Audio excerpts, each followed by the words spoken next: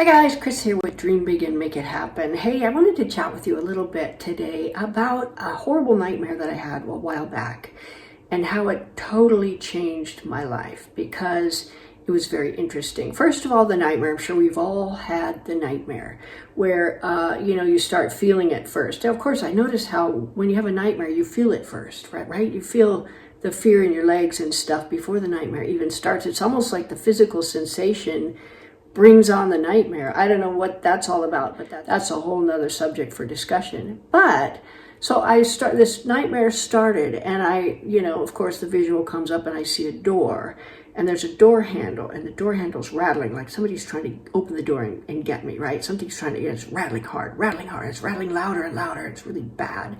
And I know whatever's behind that door is so horrible that I could never confront it. Just horrible. Try to turn my head away. No.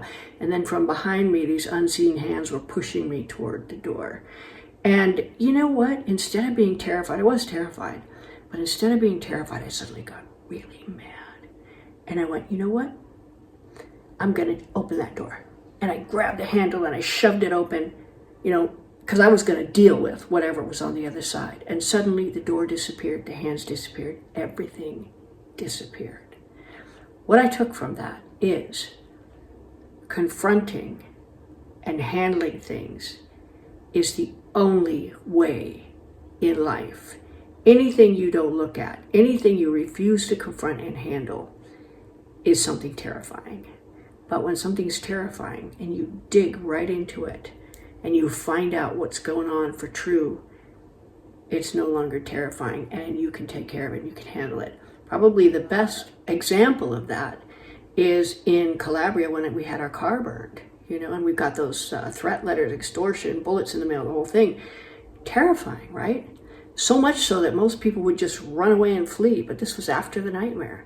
And my whole thing was, no, I am going to get to the bottom of it. So we did our investigations. We used the investigative technology as per L. Ron Hubbard. I'm going to give you a link to a course on investigations. I think I'll do another video on how we applied it because it led right to the person that was responsible for all of what was going on, all of it, not just a little bit of it, all of it.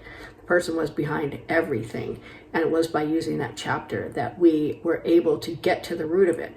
But the first thing that I needed to do was be willing to confront it and take it to the mat, which we were. And like I said, after that nightmare that I had, and after that determination and the realization that when you confront things like that are made to be terrifying, they just go away most of the time.